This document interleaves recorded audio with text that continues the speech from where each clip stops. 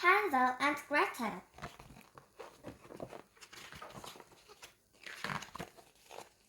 In a small cabin in the forest, a poor woodcutter lived with his new wife. They had 2 children, Hansel and Gretel. One year, their harvest was very poor. They didn't even have bread for a day. The father couldn't sleep and said, "How can we feed our children?" The stepmother said, "Let's leave them in the forest. If not, we'll all starve to death." "No," said the father.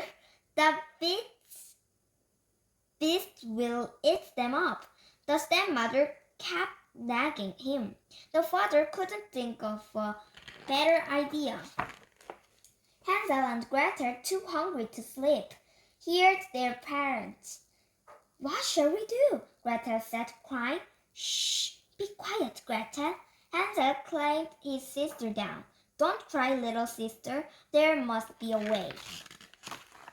Hansel went outside when his parents fell asleep. The moon was shining. White pebbles shone like silver.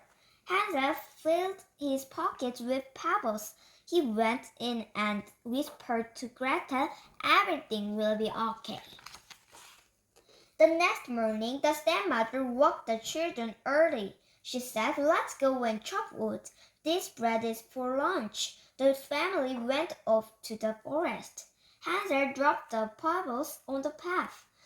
They walked the middle of the forest. The stepmother said, "Rest here until we return."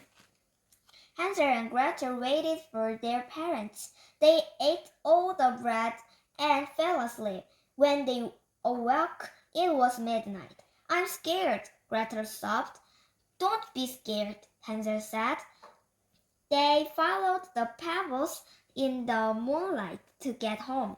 Their stepmother was upset. Before long, they ran out of food again. "Let's take the kids deeper into the forest. Then they can't return home," said their stepmother. Hansel and Gretel heard them. "Alyssa!" There was no way for Hansel to go pick up pebbles. Their stepmother had locked the door. The next day, Hansel dropped bread crumbs on the path. In the deep forest, their parents left to get wood. Soon the sun set, but they didn't come back. "We can follow the breadcrumbs," Hansel said, but the birds had eaten up the crumbs. Hansel and Gretel walked for 3 days, but they couldn't find the way back home. They were very hungry. Suddenly, a beautiful white bird flew by. The bird sang beautifully and flew off deep into the forest. They were charmed by the bird's song and ran after it. Hansel and Gretel walked and walked. They saw a little house and ran to it. The house was made of cookies. "Wow, Gretel, it's the roof. I will eat the windows," Hansel shouted. "Who's eating my house?" someone asked. "It's the sound of the wind." The children answered and started eating again. The door opened and an old woman appeared. Hansel and Gretel dropped the cookies in surprise. The old woman said kindly, "Don't be afraid. Come on in." She led them into the house holding their hands. There was lots of food and a nice bed in the house. Hansel and Gretel ate a lot and slept comfortably.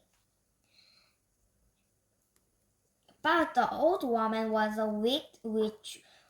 "Who are children?" She looked at Hansel and Gretel sleeping. A smile came to her face. The next morning,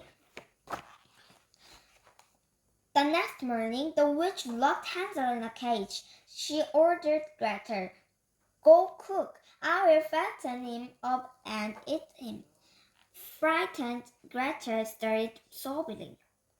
But she had no listen to the witch. Poor Hansel had to eat to be fattened. Every morning the witch said, "Let me touch your finger." Hansel put out a little one. You're still much too thin." The witch couldn't see well. She thought the bone was Hansel's finger. A month later, Hansel's finger was still thin. The witch could wait no longer. Gretel, bring water. I will cook him now. Poor Gretel brought water, crying. While Gretel was boiling water, the witch in the oven. The witch said, I will bake bread first. Creep into the oven and see if it's hot enough. The witch wanted to eat Gretel also. Smart Gretel asked, how do I get in? The witch said, silly thing, put your head in first like this. The witch put her head inside the oven. Gretel quickly pushed her into the oven. The witch died in it. Gretel opened the cage and let Hansel out. We are safe now, she shouted for joy. Where were treasure chests in the witch's house? Hansel